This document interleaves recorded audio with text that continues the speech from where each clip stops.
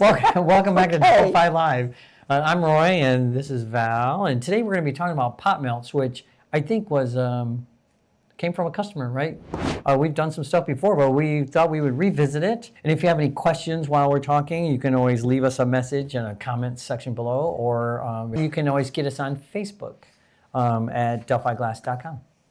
Pot melts, right? So Val and I, we've done these like a bunch, right? I mean, we've done them for a long time, and it was a long time ago we did them. Yeah, we haven't done them recently. Yeah, so we wanted to revisit it, and so we both made something or tried something, anyways, just to kind of refresh our memories about it. But it actually is just a way to melt glass into, into a patty of some kind, and we use a mold, and the molds are usually put up on some kind of kiln post to raise it up off of the shelf, and you fill it with glass basically, and the glass puddles down onto the shelf, and it gives you a piece of glass that's not like a stock size or a stock pattern that is available. It's like your own version of making your own glass. You have a good example of here. Valmy has one here that she made that's, this is the actual pot melt here, and then fused it to a white base, right? And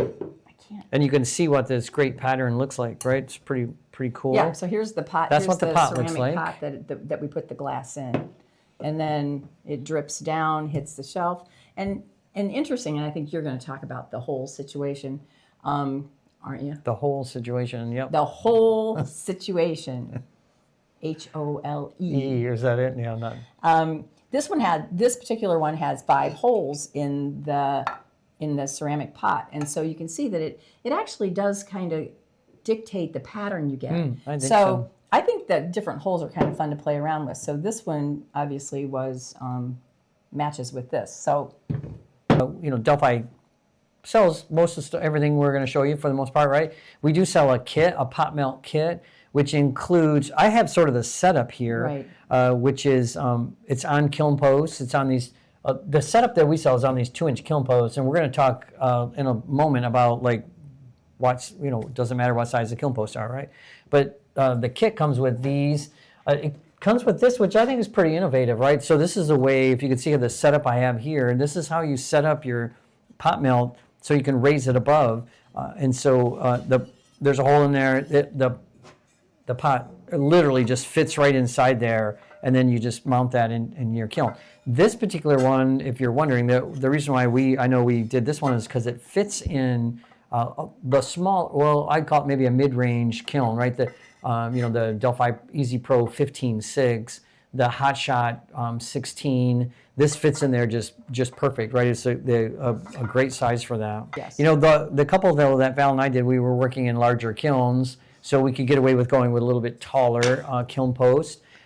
My personal opinion is I think the taller kiln post gives more activity to the glass as it's dripping out, hitting the surface, and kind of you can see that kind of spirals and I think the pattern's a little more dramatic. So if you have that ability to raise them up or get it on higher kiln posts, I think you'll appreciate the look of it. One of the things too, I think that we need to point out, which can be somewhat tricky, I think sometimes when you do these, is the deal with this kind of a setup is, I can't have my amount of glass melt and puddle down on the shelf and touch any of this structure, right? Because if it does, it'll stick.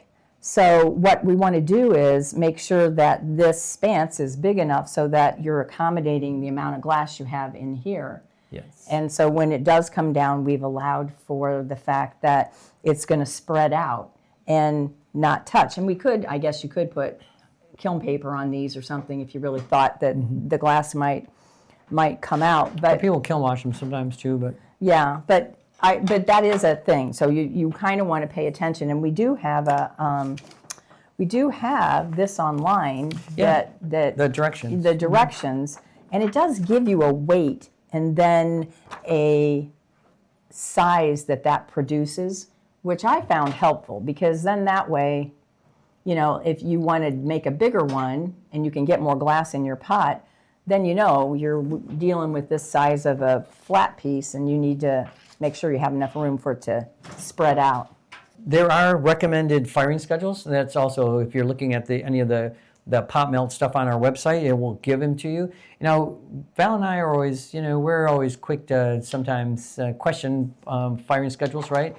One reason why is because every kiln is a little different, right? So even though, in our classes we recommend firing schedules, and on our website we recommend firing schedules, but you don't know if they're really going to work for you until you try it in your kiln, right? So it's possible. I know, like, just for example, on this one, I mentioned before, when I first looked at it, I was like, oh, I wish I had gotten more glass out of here. And so the firing schedule just didn't allow that to happen, right? So it was going to 1600 degrees, I'll hold it for an hour. And that's what I got, was this. After I looked at it, I was like, oh, I should have given this more time, right, to get a little bit more glass out. Now, what's the downside of not getting them emptied? Yeah, the downside of not getting them emptied is, as no one knows, as the glass cools, it expands, right, and it will crack the pot. And so, what's really nice about these ceramic ones is they're really, really durable. They're sturdy. They're super durable, as long as you can get enough of the glass out of them, right? And this isn't too much glass. I don't know how well, you probably can't see it too well, but the glass is cracking all up in here because, again, as the glass, it's trying to, it's shrinking at this point, and it's just cracking up. So, but the glass does stay in there. So these are not kiln washed, or we didn't use the boron spray on them. You use them just au naturel. So here's another little pot melt mold that we sell at Delphi. It's actually, I think, currently a special order, but I always thought it was such a cool idea. It is a cool idea. It's really designed for using like little bits of scrap that you have. One of the things that I often do, I know you and I, we haven't really talked about it, but I sometimes just put I take some scrap clear and cover the holes in case you're working with really small pieces and you're afraid they're going to fall through the hole, right? Just cover it with some clear.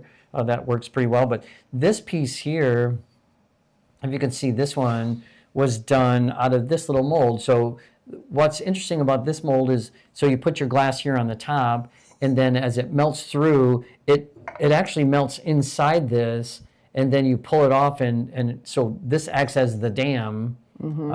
This was... It keeps it shaped. It keeps it shaped, right?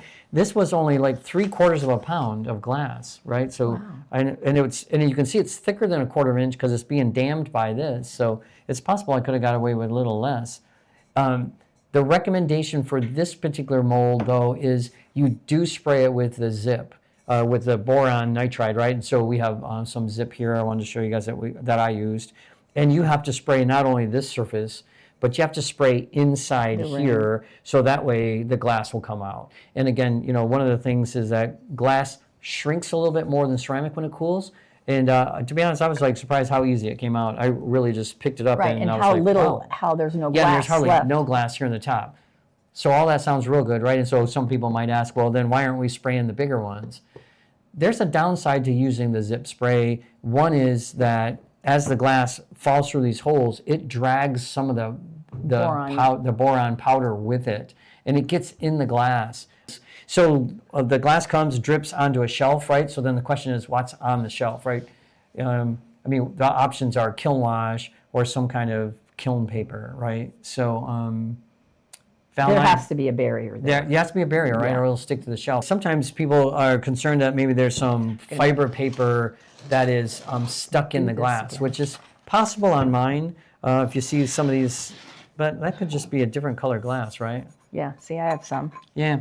Sometimes you get a little paper, that's what's sticking on the back, but this also, what I use sometimes is just some wet, dry sandpaper, right? You can just run some wet, dry sandpaper on the back of it, get a really, not anything coarse, but, 200, 400 grit wet, dry sandpaper, and you can just, smooth that out, take that right off. But, most time I feel like it's the back who sees the back, right? And if you have questions, I think Val and I are both happy to have you guys, you can reach us out if you got questions about firing schedules. I talk to somebody probably almost daily about a firing schedule that they're working on. And so, we're happy to offer advice. Again, we're not saying that what we're saying is the best or it's, the gospel truth or something, but we think, I always feel like I can help people, get close to what they're trying to do, and then you'll have to go the rest of the way by getting used to your kiln and adjusting as you need to. But we're happy Yeah. to help out. So if you have questions for us about this or about what we did today or about what you're doing at home or maybe a new topic that you would like us to cover, I heard some nice comments from people, so thank you for watching. We appreciate you guys watching, and we do it really just because we feel really stupid if nobody was watching. We're trying to get some information out and help people out. So if you have topics, get a hold of us. You can always email us at facebook@delphiglass.com. You can always message us on Instagram and other places like that. And Facebook too. Yeah. Well, thanks. Thanks. Yeah. Thanks for joining us, and we'll see you at the next Delphi Live.